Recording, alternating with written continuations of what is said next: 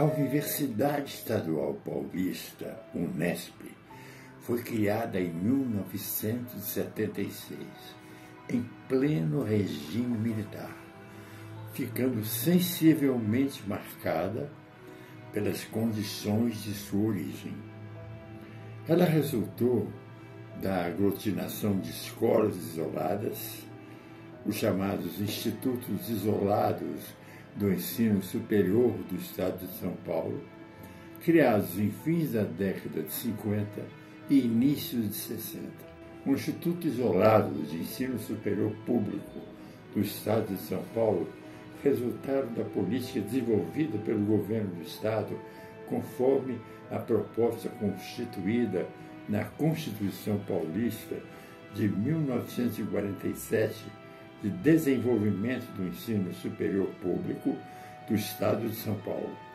Estava implícita a necessidade de expansão do ensino superior com a criação de escolas no interior do Estado, com a visão clara de expansão da cultura no sentido do interior. As faculdades foram criadas por uma forte demanda política municipal e regional. As regiões que tinham mais representação política no governo do Estado, eles acabavam conseguindo esses institutos isolados, que era uma grande opção. Houve um grande apelo à comunidade local, que estava recebendo do governo do Estado um bem que merecia cuidados especiais. Talvez venha daí um sentimento de posse que acabou dominando entre moradores das cidades contempladas, a ponto de algumas situações permitir certas ingerências na vida dessas instituições.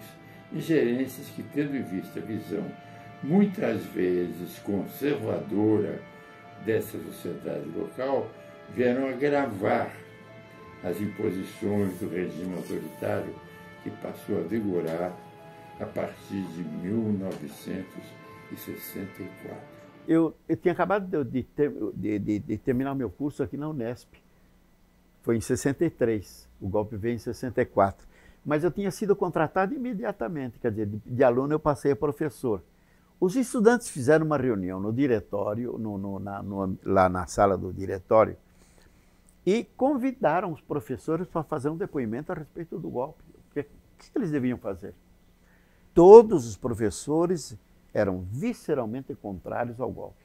Isso ficou bem claro, mas aconselhando os alunos a se manterem numa posição de muito cuidado, porque viesse uma repressão violenta, eles seriam violentamente reprimidos. Bem, acontece que na época, aqui em Assis, era delegado Antônio Colesi. Antônio Colesi convocou nós 6 professores para depoimento. Bom, cada um ia lá fazer o seu depoimento, etc. Quando chegou a minha vez, ele me pressionou muito e queria saber se eu era financiado pelo Partido Comunista. Naquela época, qualquer respiro mais forte no país soava em todos os lugares, inclusive lá em Marília, né? E nós éramos chamados, toda vez que acontecia alguma coisa, chamados para ir para a polícia, fazer depoimento e tal. E ainda tinha aqueles preconceitos de camisas vermelhas, de cor de roupa. Aí fomos inquiridos muitas vezes lá em Marília, né? Eu lembro que a última vez que eu fui inquirido em Marília, eu voltava de São Paulo, da prisão, que eu estava preso em São Paulo, no DOPS de São Paulo.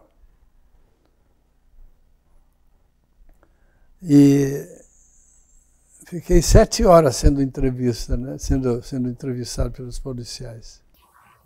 Então, eu era da segunda turma de psicologia, né? No momento, então, que nós estávamos no primeiro período da ditadura. Né?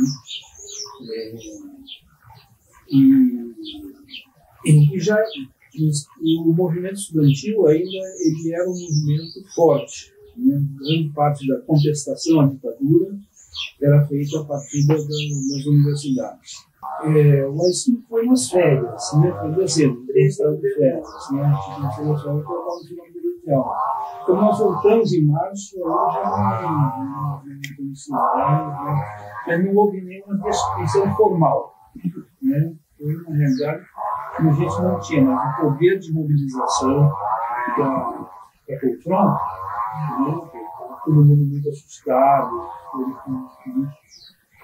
muito medo, então as lideranças não conseguiam fazer assembleia.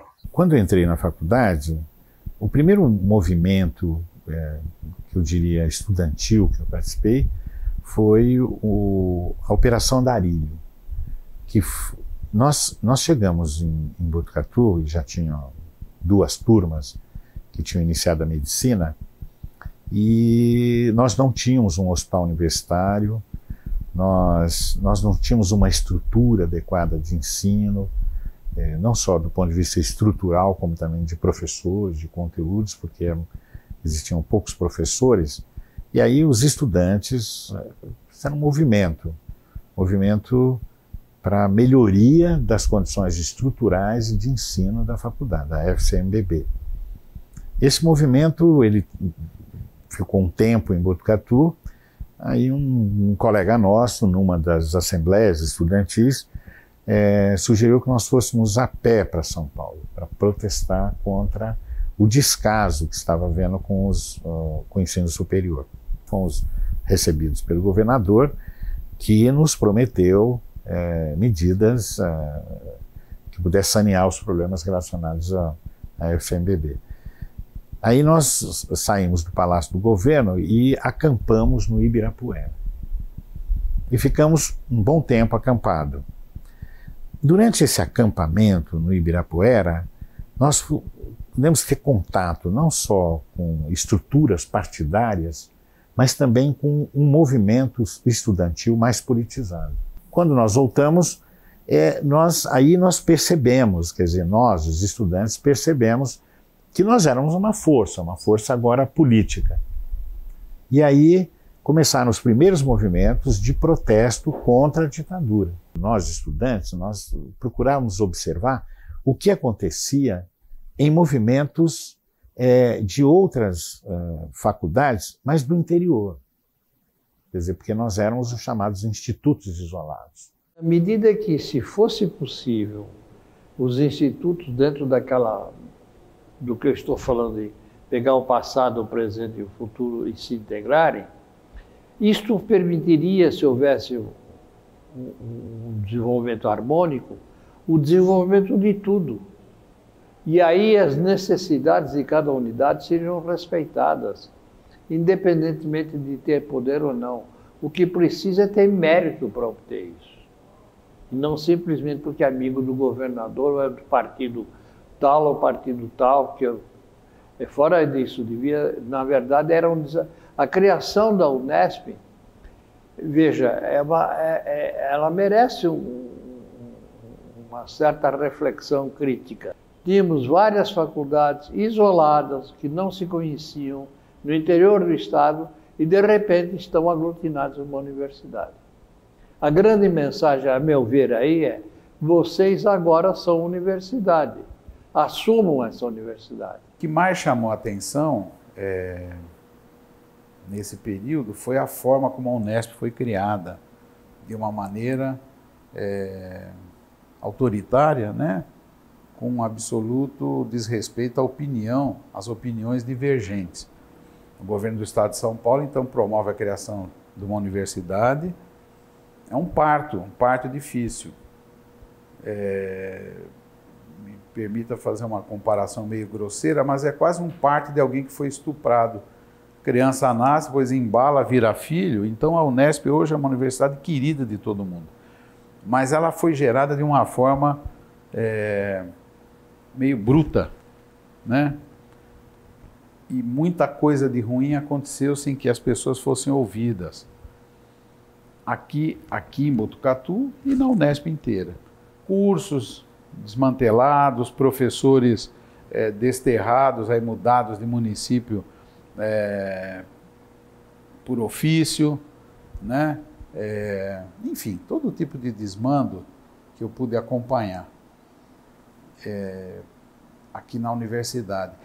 A Unesp era um problema. O que fazer com esse monte de institutos isolados? Integrar na USP, integrar, né? Houve muitas ideias em discussão. Né? Até um grupo que foi, o Leocita foi reitor, acabou sendo cassado, né? Nesse período, final dos anos 60. E o Hélio Lourenço, que foi reitor também, fez um debate sobre a reforma universitária e fez um projeto, falamos do projeto do Hélio Lourenço, que era o projeto do USPAM, né? Da grande Universidade de São Paulo, integrando todos esses institutos, todas as instituições de ensino superior, organizadas com polos regionais, para que houvesse uma descentralização, e uma integração funcional de professores, de administração, etc. Isso nunca foi para frente. As iniciativas acabaram sendo fragmentárias, a iniciativa do Zeferino Vaz querendo criar uma Universidade de Campinas, né? A USP, muitas vezes multiplicando cursos e assumindo uma feição, né? Meio... né? Vários tentáculos pelo interior afora, né? Ribeira, né? vários litoral, isso pertence à USP. E sobravam os institutos isolados, o que fazer com eles. O Luiz Ferreira Martins, daqui, tinha sido do Conselho Estadual de Educação, da Câmara do Terceiro Grau, e daí foi ser secretário da Educação do Maluf. Foi aí que ele vendeu a ideia para o Maluf de transformar esses institutos isolados numa universidade. Mas só que foi feito um tremendo fechamento, a Santa Amigos se fechou, se distribuiu cursos em função de interesses puramente locais. Diziam alguns mais afoitos do que visavam privilegiar as escolas privadas, certo? Então não queriam alguns cursos universitários, porque lá tinha uma escola que estava crescendo, era privada, então leva para outra, etc. Mas nunca isso se confirmou com clareza. De fato, houve remanejamentos em função de interesses locais. Esses sociólogos aqui de Prudente estão nos incomodando. Manda eles para Marília. Os filósofos aqui de Assis incomodam para caramba. Aqui é um curso de letra, não pode ser um curso de filosofia, só atormenta os nossos alunos. Não, leva o curso de filosofia para Marília. Lá em Presidente Prudente, por exemplo, você teve a Unesp lá, perdeu, né? A filosofia lá, a faculdade de geografia, etc., perdeu 4 cursos, né? E lá em Presidente Prudente cresceu uma entidade privada do ensino particular poderosa, do Agripino de Oliveira Lima, não é? Ligado ao Agripino de Oliveira Lima. Isso tem muita ligação com o que foi feito lá com a Unesp. A castração dele lá, né? Com demissão de muitos professores, etc. Por que você ia criar uma terceira universidade naquele instante? No auge da ditadura, 76, 77. Se não para você ter Opa, nós também temos uma universidade aqui, olha, para fazer um contraponto. Imagino eu. Olha, que universidade que é essa? Pô, essa aqui é a universidade que incorpora toda a legislação que está aí.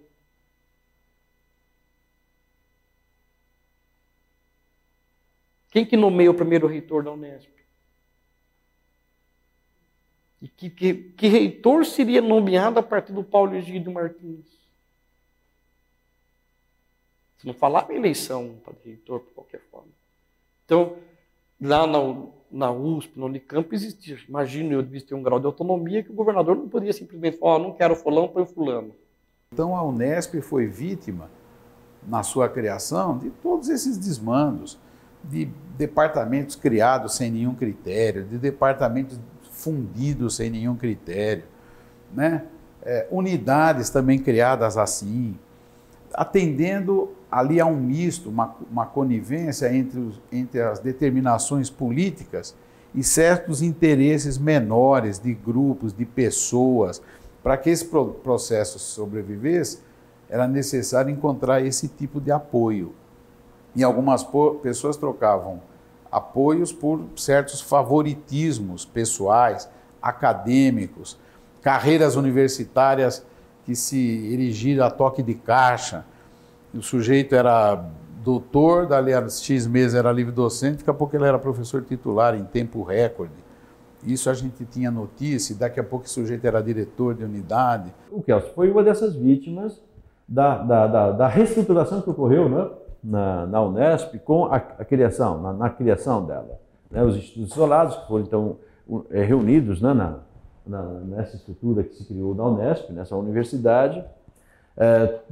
Foi, evidentemente, enfim, um projeto extremamente verticalizado. Claro que isso provocou um movimento também grande, né, dos professores, principalmente, de oposição a esse projeto autoritário, né, de criação da Unesp. Aliás, esse também foi um momento muito fecundo, né? Então, lá em 1976, foi um momento também muito fecundo, porque foi exatamente ali que se criou, junto com a Unesp, né, essa integração dos institutos isolados, se criou também o movimento, as bases, né, da organização dos docentes. Bom, aí eu fui eleito e foi escolhido novamente o Mendonça, que já era diretor naquela época.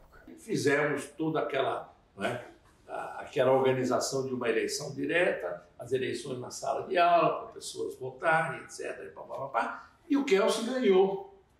Você entendeu? E essa eleição foi organizada por quem? Quem que chamou a eleição? Nós, o centro acadêmico, o diretório acadêmico, né, com o apoio dos professores do Unesp. Você entendeu? E o centro acadêmico é que né, quem tomou a frente disso aí foi o diretório acadêmico, com o apoio da Unesp, evidentemente. Né? O Kelso, então, ganhou a eleição, evidentemente. Né? E nós, então, mandamos, né, o diretório acadêmico fez uma reivindicação à congregação para que o nome do Kelso fosse incluído na lista sexto. A congregação ia fazer uma lista de 6 nomes para entregar ao reitor, o futuro diretor. Né? E nós da Unesp também apoiamos. Não, acho que o Kelso tem que ser o Kelso. E nessa época eu era membro da congregação. Eu era representante dos assistentes na congregação. Você entendeu? E aí, não é? Aquele movimento todo, o campus, não é? Parecia incendiado, um negócio incrível, sabe? E o diretor na época era um português, o Fernando Manuel de Mendonça.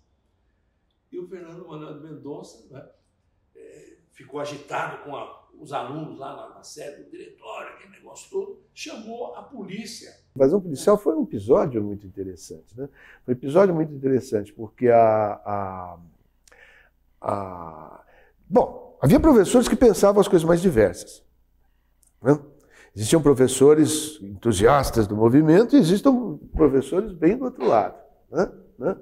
Mas, quando houve ameaça de invasão policial, quando se disse que estavam chegando contingentes da Polícia Militar de outras cidades, né, para formar uma equipe para invadir aqui, mesmo professoras de perfil conservador, né, foram tomadas assim por digamos, uma disposição protetora dos seus alunos. O quê? Esse pessoal vai entrar e bater nos meus alunos? Não, isso não. Né? Isso não se admite, não. E nós começamos a pensar o que fazer. Né? Eles vinham para desocupar a congregação, que tinha sido ocupada. Né? Quer dizer, o prédio estava ocupado, né? Principalmente a congregação estava ocupada, e esse contingente de policiais vinha para isso. Quando, na verdade, nós vimos que não era possível evitar a entrada da polícia, que todas as medidas, todo o pessoal que a gente conseguiu juntar para conversar com autoridades de São Paulo não conseguiriam evitar a entrada da polícia, nós definimos uma estratégia. Como, evidentemente, não tínhamos condições de enfrentar a polícia militar, e nem era o objetivo, né, nós estabelecemos uma estratégia de resistência passiva. Né? As pessoas deitaram no saguão, né? As pessoas ocuparam todo o chão do saguão e nós combinamos que nós não nos moveríamos do local. Que se a polícia quisesse, ela teria que tirar as pessoas, carregar uma por uma e colocar para fora, e foi o que a polícia fez. Porque os policiais, então, eles pegavam os estudantes e colocavam fora do prédio. Os estudantes retornavam para o prédio e ficou esse vai e volta. Né?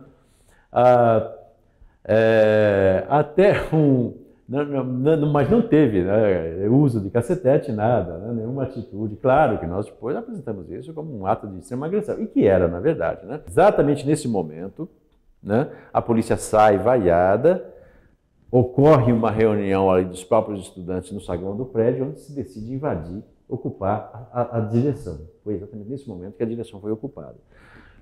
E aí ficou ocupado, então, por cerca de 60 dias, aproximadamente, e a polícia não foi mais chamada. Então, na ocupação, o que aconteceu? Ele não podia entrar, né? E as atividades continuaram normalmente. Foram criando uma situação de desespero, né? Até que o reitor proibiu que as aulas ocorressem. Teve uma sindicância, e essa sindicância, né, os professores foram listados para serem demitidos, para serem punidos, demitidos, etc. Eu estava na lista também. Né? Nós estávamos na lista de professor para ser demitido, para ser afastado, para ser advertido, para ser uma opção de coisa. Inclusive, eles constituíram comissões. Né? E a gente teve que comparecer na comissão, né, e fazer, né, e dizer para ele o que vocês querem. E aí eles perguntavam. Eu fui interrogado. A comissão, né, não sei se foi em São Paulo até, ou ela foi lá em Assis. Eu tive que ir para São Paulo. Né? Me lembro agora. Mas comissão formada por 3, né, designados pela reitoria, etc., né, e perguntando. Né? E o campus de Assis, talvez por ser o campus cujo mandato do diretor se inspirava ali em 83, né, e esse clima pelas eleições diretas já estava posto no cenário geral do país, talvez por isso Assis saiu na dianteira, ou seja, foi o primeiro campus da Unesp que deflagrou esse movimento pela eleição direta do diretor. Posteriormente, outros campos também fizeram o mesmo movimento. Quando nós perdemos, nós pensamos, bom, em vez de recuar, vamos dar um passo para frente. Vamos propor a eleição de reitor. Né? Por quê? Porque nós tínhamos a simpatia, a luta pela democracia na universidade tinha a simpatia de outras unidades, e nós pensamos, como é que nós podíamos dar um avanço disso? Vamos propor uma luta que envolva todas as unidades, né, em torno de eleições diretas para reitor. Né? Nenhuma universidade brasileira jamais tinha feito uma eleição direta ou jamais tinha proposto uma eleição direta para reitor até então. Né? E daí nós começamos uma campanha para fazer uma eleição que teria que ser informal, né, mas que teria que ter um alcance grande, uma participação grande. Eu fui inscrito pela comunidade, eu não me inscrevi. Fui inscrito pela AD, pela Associação dos Docentes. E aí foi feita essa eleição, se desencadeou o processo de consultar a comunidade através da eleição de toda a comunidade, professores, funcionários e alunos. Né? Processo que você conhece. A reitoria, o conselho universitário e o reitor, achando que eles ganhariam essa consulta, eles disseram que a consulta feita pelas entidades, pela Associação de Docentes, Diretórios Acadêmicos e Servidores, não era oficial. Eles fariam a consulta. Então, o Conselho Universitário baixa uma resolução, isso é uma resolução do Conselho, fazendo a consulta à comunidade, para levar em conta essa consulta na elaboração da lista. A comunidade já estava fazendo o processo, fez a eleição. Nós ganhamos a eleição. Eles anularam, dizendo que só valia a eleição feita por eles. Fizeram a eleição, perderam. Ganhamos de novo. Aí fizeram a lista e não puseram o nome dos que foram eleitos. E aí começa todo o processo. Aí chamamos o Prado, né?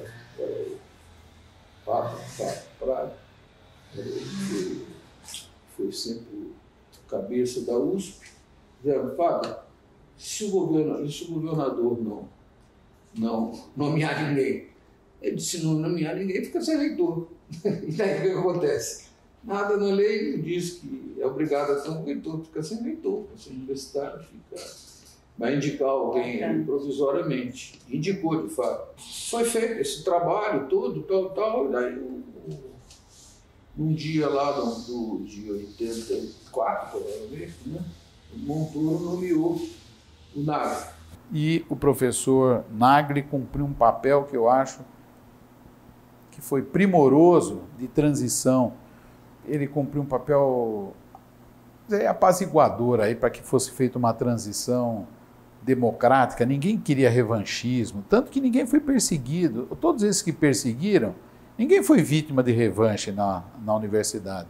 E, de fato, ele ficou um ano interventor e, em seguida, chamou o Conselho Universitário para indicar uma nova lista tríplice, se colocou como candidato, foi indicado na lista tríplice, o Montoro indicou como reitor e regularizou. Acabou a interventoria e passou a ser reitor de fato. E aí o Nagli foi fazer um trabalho importante, inclusive, refazer o estatuto da Unesp. A reforma do Estatuto da Unesp foi feita com ampla participação. Sempre a gente consegue o estatuto melhor que as condições permitem, né? Não é fácil, né? Mas, enfim, propusemos um estatuto onde tínhamos as eleições para diretor, né? O rebaixamento da titulação, de titular para doutor, né? O que ampliou muito o leque de participação na universidade. E vamos falar, hoje, se nós temos alguma proposta factível a fazer para a universidade, ela em grande parte é inspirada por essas mesmas bandeiras. E nós tínhamos no estado de São Paulo, e pelo Brasil afora, fazendo eco lá com as palavras sábias do professor Nagli, essas ilhas de autoritarismo dentro da universidade, o que parecia uma afronta, já que a universidade, nos anos 60 e 70, muitas vezes se constituíram nas ilhas de resistência à ditadura, com muitas vítimas, inclusive. Mesmo quando a ditadura nacional foi perdendo força, eles tiveram ainda um tempo de mando ditatorial. Nós tivemos muitas brigas com reitores e professores da cúpula, os diretores dos diversos departamentos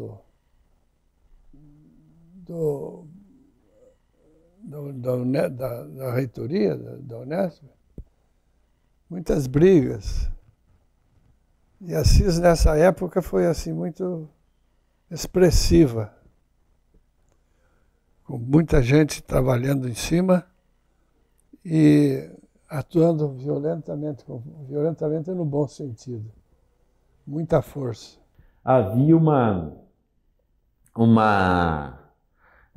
primeiro, né, uma clareza, né, do que se vivia no plano político, né, a opressão, etc. Havia uma clareza também da necessidade de enfrentamento, fosse da forma que fosse, né, e de tentativa de transformação, né, do cenário político do país.